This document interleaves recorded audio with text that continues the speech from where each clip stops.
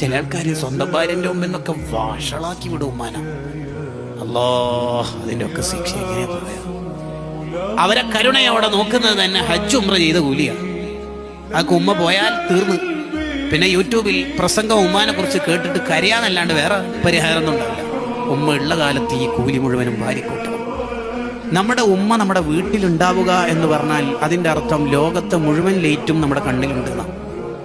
ഉമ്മ മരിച്ചു എന്ന് പറഞ്ഞാൽ അതിൻ്റെ അർത്ഥം ഇനിയൊരു ലൈറ്റും നമ്മുടെ കണ്ണിലില്ല എന്നാണ്.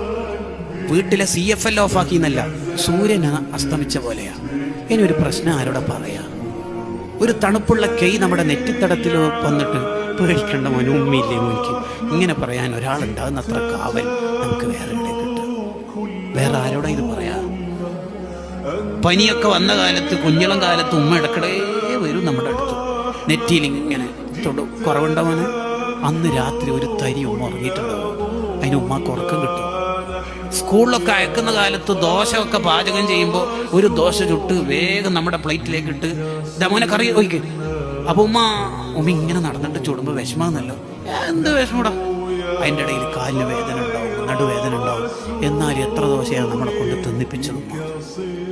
എന്നിട്ട് കളിച്ച് ഗ്രൗണ്ടിൽ നിന്ന് വരുമ്പോൾ ഉമ്മ തിന്നാൻ വിചാരിച്ച് 2 ദോശയോ പത്തിരിയോ പത്തലോ അവിടെ ഉണ്ടാവും.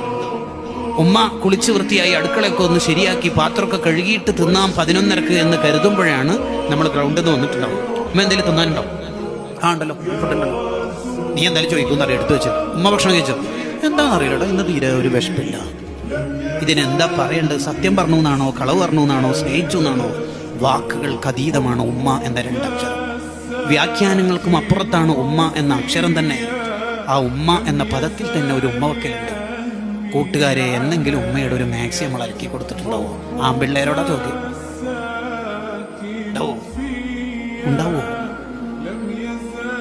ആ ഉമ്മാന്റെ മുമ്പിൽ നിന്ന് ശബ്ദം ഉയർത്തരുത്. കരുണയോടെ നോക്കണം.